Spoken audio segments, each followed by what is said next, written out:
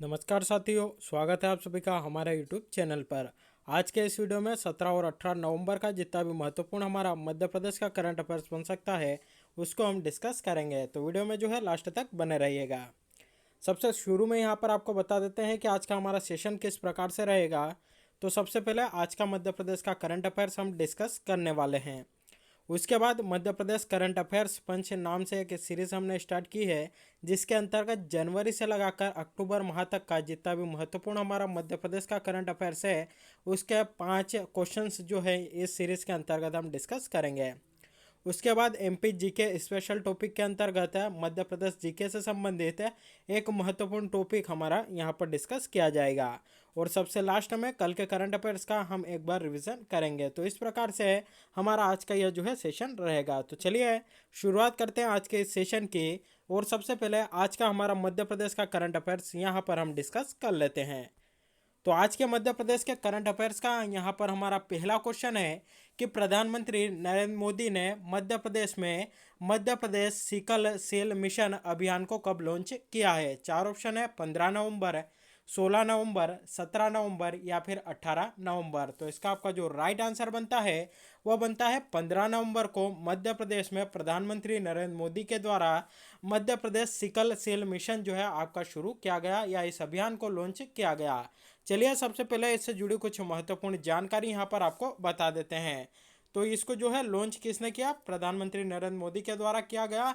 किस दिन किया गया, तो आपका 15 नवंबर को किया गया। यह जो है जानलेवा बीमारी जनजातीय समुदाय में ज़्यादा दिखी गई है। इससे प्रदेश के 22 जिलों के 89 ब्लॉक भी आपके प्रभावित हैं। यानी कि ये जो सिकल सेल है जो आपकी एक बीमारी होती है वह जो जनजातीय समुदाय है उसमें अधिकतर देखी गई है। और मध्य प्रदेश के जो 52 जिले हैं उनमें से 22 जिलों के 89 ब्लॉक में जो है ये आपकी ज़्यादा देखी गई है, या 89 ब्लॉक जो है उनको ज़्यादा इसने प्रभावित किया है। बेसिकली ये जो सिकल सेल होती है या इस प्रकार की जो बीमारी होती है इसके अंतर्गत क्या होता है। तो देखिए जो नॉर्मल मनुष्य रहता है उसमें जो आरबीसी का स्ट्रक्चर रहता है वो आपका पूरा गोल रहता है या सर्कल आकार का जो है आपका रहता है।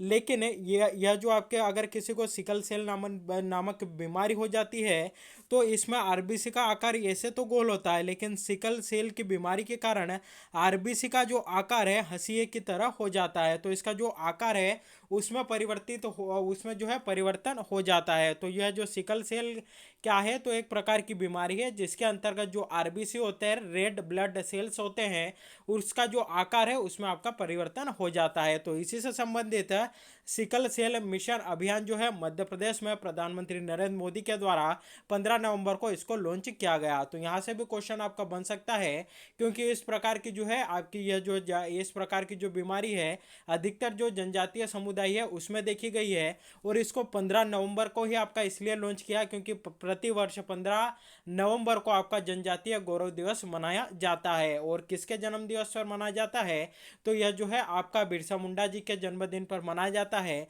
और इसी साल यानी कि वर्ष 2021 से जो केंद्र सरकार है उसने मंजूरी प्रदान की है कि प्रतिवर्ष यानी कि अब आने वाले वर्षों में 15 नवंबर को प्रतिवर्ष जो है आपका जनजातीय गौरव दिवस मनाया जाएगा। तो यह थी इससे जुड़ी कुछ प्रमुख जानकारी। चलिए यहाँ पर कुछ और जानकारी आपको यहाँ पर बता देते हैं। तो अभी हमने बात की जनजातीय गौरव दिवस हमारा प्रतिवर्ष कब मनाया जाता है, तो 15 नवंबर को जो है हम इसको मनाते हैं। अगला क्वेश्चन आपका यहाँ पर बनेगा वह है कि राशन आपके द्वार जो योजना है इसकी शुरुआत आपके मध्य प्रदेश में कब हुई। तो इसकी भी शुरुआत मध्य प्रदेश में 15 नवंबर को आपकी होती है। किसने की थी, तो जो हमारे प्रधानमंत्री है नरेंद्र मोदी जी उनके द्वारा इसकी शुरुआत की जाती है। अगला क्वेश्चन यहाँ पर बनेगा मोहनपुरा सिंचाई परियोजना। तो देखिए यह जो मोहनपुरा सिंचाई परियोजना है आपकी कहाँ पर स्थित है, तो यह जो है राजगढ़ जिले में स्थित है। और किस नदी पर बनी हुई है, तो आपकी यह जो है नेवेज नदी पर आपकी बनी हुई है।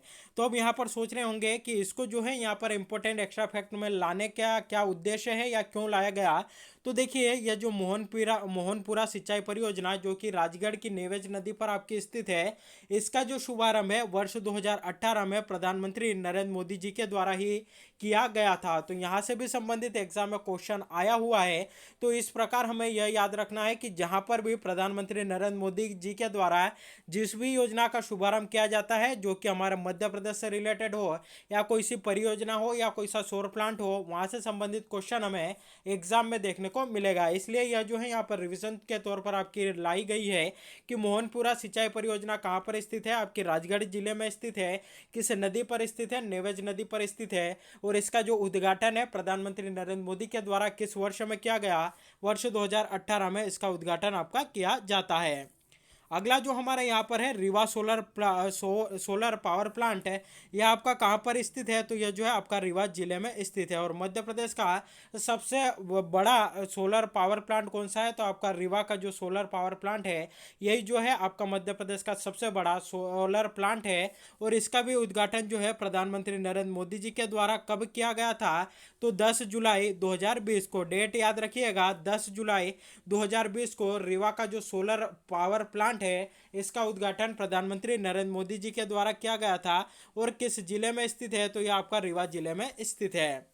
अगला है यहाँ पर मध्य प्रदेश में अन्न उत्सव कार्यक्रम। तो जो अन्न से संबंधित उत्सव कार्यक्रम था इसका भी शुरू किया गया था, मध्य प्रदेश में ही शुरू हुआ था। लेकिन मध्य प्रदेश में आपका कब शुरू होता है, तो 7 अगस्त 2021 को इसको शुरू किया जाता है। और किसने शुरू किया था, तो प्राइम मिनिस्टर नरेंद्र मोदी जी के द्वारा इसको शुरू किया गया। और इनके द्वारा जो है वर्चुअल रूप से जो है इसका शुभारंभ यहाँ पर किया गया था, यानी कि वीडियो कॉन्फ्रेंसिंग के माध्यम से इसका शुभारंभ यहाँ पर किया गया था। अगला क्वेश्चन यहाँ पर बनेगा कि कमलावती रेलवे स्टेशन का भी उद्घाटन किसने किया, तो प्रधानमंत्री नरेंद्र मोदी जी के द्वारा ही किया गया। कब किया गया, 15 नवंबर 2021 को, यानी कि अभी हाल ही में किया गया। और इसका पहले नाम क्या हुआ करता था, तो इसका पहले नाम हबीबगंज रेलवे स्टेशन हुआ करता था, जिसका नाम बदलकर कमलापति रेलवे स्टेशन आपका कर दिया गया है। तो यहाँ से भी बहुत ज़्यादा न्यूज़ में यह आपका रहा था, तो यहाँ से भी संबंधित क्वेश्चन आपका बन सकता है। तो यह थी इससे जुड़ी कुछ महत्वपूर्ण जानकारी। चलिए देखते हैं यहाँ पर हमारा अगला क्वेश्चन है। अगला क्वेश्चन है मध्य प्रदेश लोक सेवा आयोग के नए अध्यक्ष कौन बने हैं। 4 ऑप्शन है, राजेश लाल मेहरा, डीबी रेगे, प्रदीप कुमार जोशी, या डॉक्टर कृष्णकांत शर्मा। तो इसका आपका जो राइट आंसर बनता है वह बनता है ऑप्शन ए, राजेश लाल मेहरा को मध्य प्रदेश लोक सेवा आयोग के नए अध्यक्ष आपके बनाया गया है। तो यह जो है पहले मध्य प्रदेश लोक सेवा आयोग के कार्यवाहक अध्यक्ष आपके हुआ करते थे, जिन्हें कि अब आपका परमानेंट अध्यक्ष यहाँ पर नियुक्त कर दिया गया है।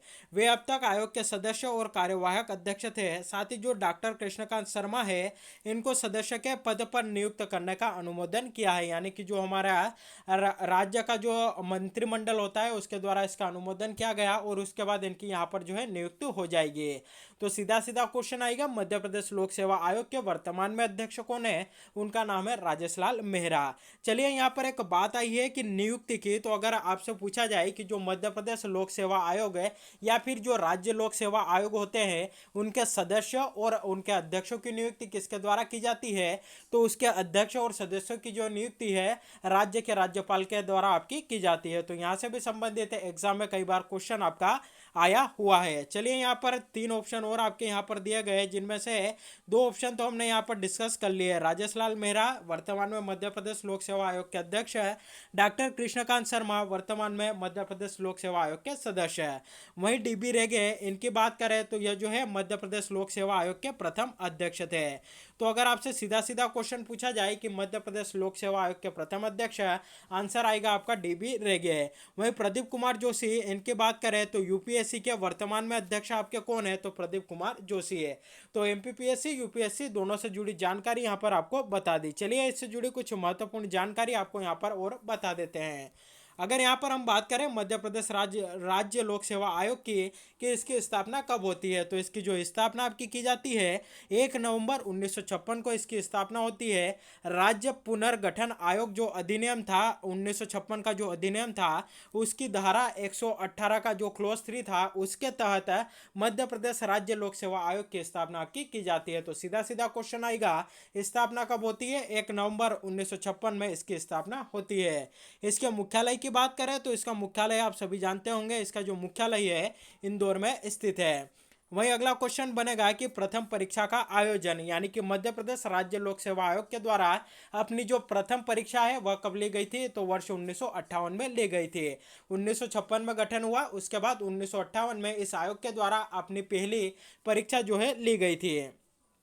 अगला क्वेश्चन बनेगा कि जो यूपीएससी है इसकी स्थापना कब होती है, तो इसकी स्थापना आपकी होती है 1 अक्टूबर 1926 को। 1 अक्टूबर 1926 को इसकी स्थापना होती है। किस अधिनियम के तहत होती है, तो 1919 का जो आपका अधिनियम आया था उसके तहत 1926 में इसकी स्थापना आपकी की जाती है।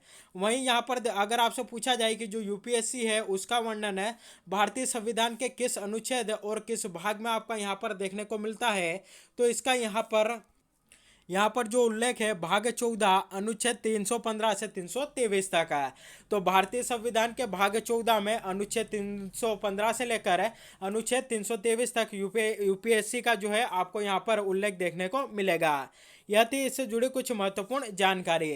अगला क्वेश्चन है यहाँ पर कि मध्य प्रदेश के जनजातीय बहुल्य क्षेत्र में रोजगार एवं आजीविका के अवसर बढ़ाने के लिए मध्य प्रदेश सरकार ने किस बोर्ड का गठन किया है, तो जो जनजातीय बाहुल्य क्षेत्र है वहाँ पर रोजगार और आजीविका के अवसर बढ़ाने के लिए मध्य प्रदेश सरकार के द्वारा पादप बोर्ड का जो है आपका गठन किया गया है। तो ऑप्शन है जो है हमारा यहाँ पर राइट आंसर बनता है। चलिए यहाँ पर जनजाति की बात आई है, तो अगर आपसे पूछा जाए कि सर्वाधिक एसटी जनसंख्या है यानी कि अनुसूचित जनजाति जो है आपकी सर्वाधिक भारत के किस राज्य में है, तो यह हमारे मध्य प्रदेश में है।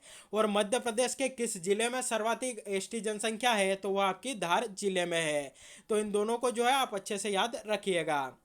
चलिए यहाँ पर अब जो करंट अफेयर्स पंच नाम से हमने सीरीज स्टार्ट की है उसको यहाँ पर डिस्कस कर लेते हैं, जिसके अंतर्गत जनवरी से अक्टूबर 2021 तक के मध्य प्रदेश के इंपॉर्टेंट 5 करंट अफेयर्स के क्वेश्चन से यहाँ पर डिस्कस करते हैं।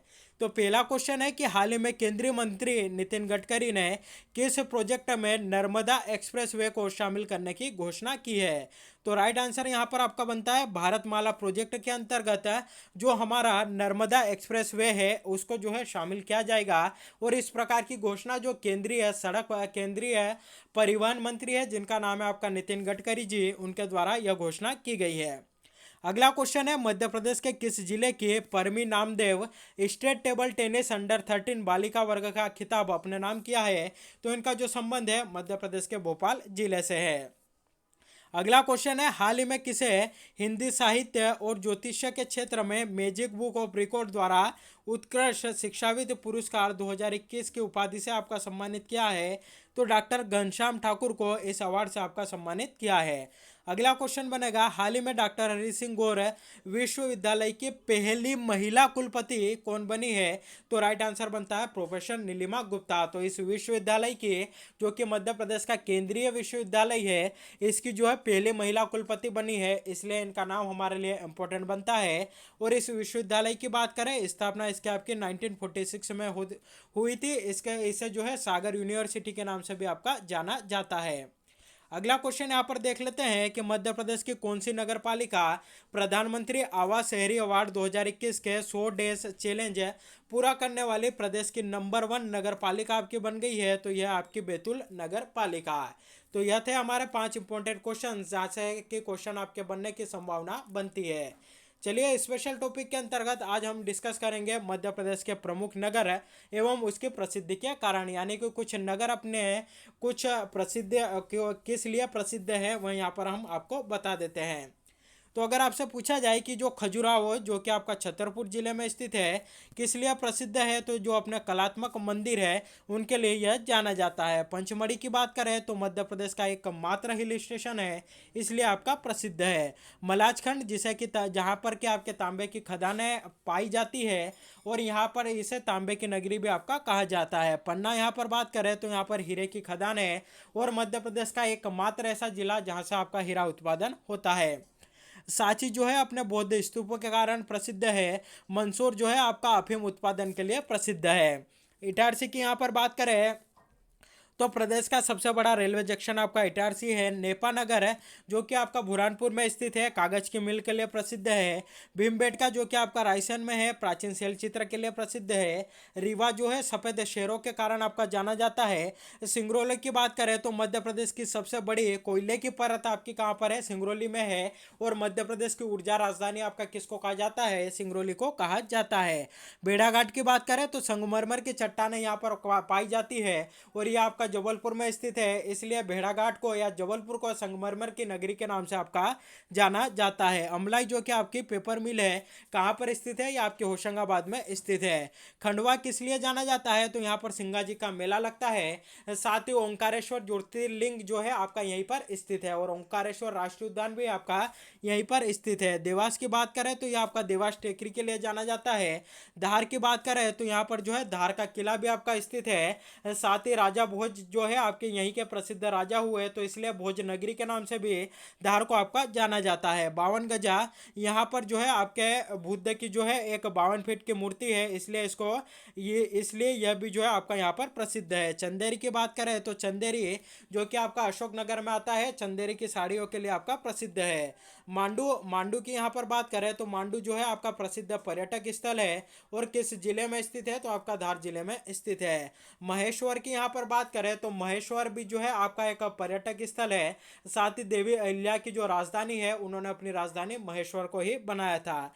ग्वालियर की बात करें तो यह भी जो है आपका प्राचीन काल से ही प्रसिद्ध है। साथ ही यहाँ पर जो है बड़े बड़े संगीत समारोह आपके यहाँ पर आयोजित होते हैं, कई सारे समाधि स्थल भी आपके यहाँ पर बने हुए हैं। तो यह मध्य प्रदेश के कुछ प्रमुख ऐसे स्थल है जिनकी प्रसिद्धि के कारण यहाँ पर आपको बता दिया है। चलिए कल के करंट अफेयर्स का यहाँ पर एक बार क्विक रिवीजन कर लेते हैं। पहला क्वेश्चन है कि मध्य प्रदेश का पहला क्रिकेट म्यूजियम किस जिले में आपका स्थापित होगा। 4 ऑप्शन है, इंदौर, ग्वालियर, जबलपुर या वाराणसी। तो इसका आपका जो राइट आंसर बनता है, मध्य प्रदेश की व्यावसायिक राजधानी, मध्य प्रदेश की खेल राजधानी इंदौर में मध्य प्रदेश का पहला क्रिकेट म्यूजियम आपका स्थापित किया जाएगा। और इस म्यूजियम में क्या रखा जाएगा, तो जैसा कि हर एक म्यूजियम में आपका रखा जाता है कि जिस चीज़ का म्यूजियम होता है उसी से संबंधित वस्तुएं वहाँ पर हमें देखने को मिलती है। तो यहाँ पर जो है क्रिकेट से संबंधित वस्तुएं हमें देखने को मिलेगी।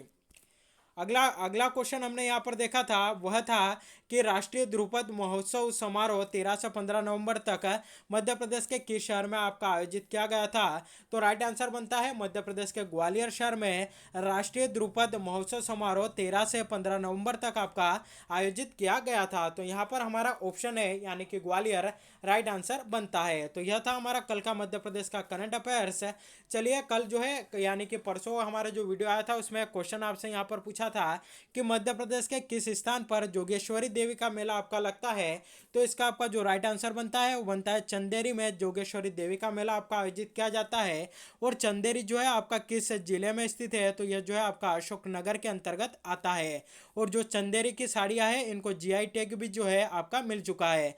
मध्य प्रदेश की एक तो चंदेरी की साड़ियाँ, दूसरी माहेश्वरी साड़ी, ये महेश्वरी साड़ी, इन दोनों को जो है आपका जीआई टैग दिया जा चुका है। तो यह किस जिले में आता है, आपका अशोकनगर जिले के अंतर्गत आता है। चलिए आज का क्वेश्चन है जिसका जवाब आपको हमें यहाँ पर कमेंट करके बताना है, वह है कि मध्य प्रदेश में विद्युत उत्पादन कब से प्रारंभ हुआ, या सर्वप्रथम मध्य प्रदेश में विद्युत का उत्पादन कब और कहाँ पर हुआ था। 4 ऑप्शन है, सन 1900 में, सन 1905 में, सन 1910 में या सन 1914 में। तो इसका जो भी राइट आंसर हो आप सभी हमें जो है कमेंट करके जरूर बताइएगा। तो यह था हमारा आज का मध्य प्रदेश के करंट अफेयर्स का सेशन। वीडियो कैसा लगा कमेंट करके आप जरूर बताइएगा। साथ ही वीडियो को अधिक से अधिक लोगों तक शेयर करिएगा। वीडियो अच्छा लगा हो तो वीडियो को लाइक करिएगा और इसी प्रकार के वीडियो डेली चाहते हैं तो चैनल को सब्सक्राइब जरूर करिएगा और बेल नोटिफिकेशन प्रेस करके रखिएगा ताकि जब भी वीडियो अपलोड हो आप तक नोटिफिकेशन पहुँच जाए। तो आज के लिए बस इतना ही। Thank you very much.